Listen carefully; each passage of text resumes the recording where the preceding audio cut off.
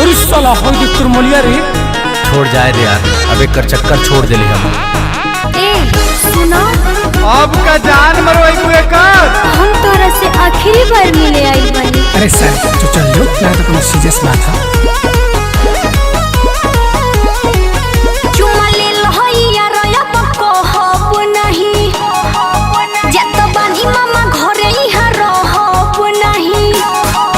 चुमा ले लहैया रोया पको हब नहीं, जत बानी मामा घरे इहा रहब नहीं। भाई तोर बड़ी मर मरलस सारा माही तोर देखी दत पीसे खीसे।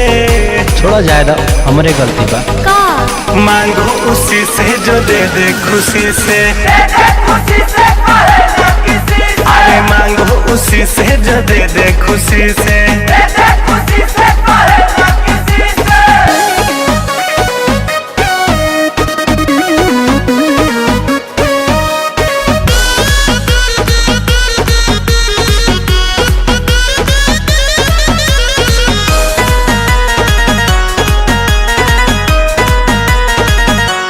तुमसे चली नहीं यारी मैटर साफ करहो।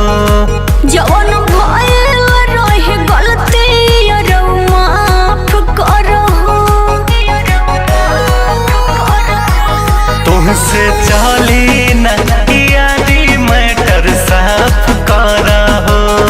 जवन भइल रहे गलती यार माफ करहो। गौवा में लिखले जतिया रे, इहे बात मन में टीसे टीसे। कहीं मुंह देखावे लायक ना रहे, अब बुझा गई। मांगो उसी से जो दे दे खुशी से, अरे मांगो उसी से जो दे दे खुशी से।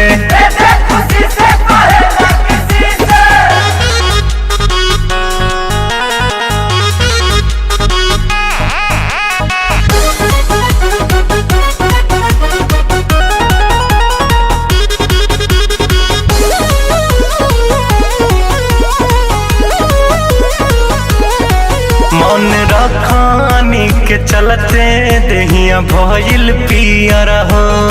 सॉरी कर लहा एक सेफ्ट हमार डियर हो। मन रखानी के चलते दहिया भइल पियर हो। सॉरी कर लहा एक सेफ्ट रितेश डियर हो। कहे अभिषेक भोजपुरिया हो, मिली हो ना अब फर्जी से किसी से।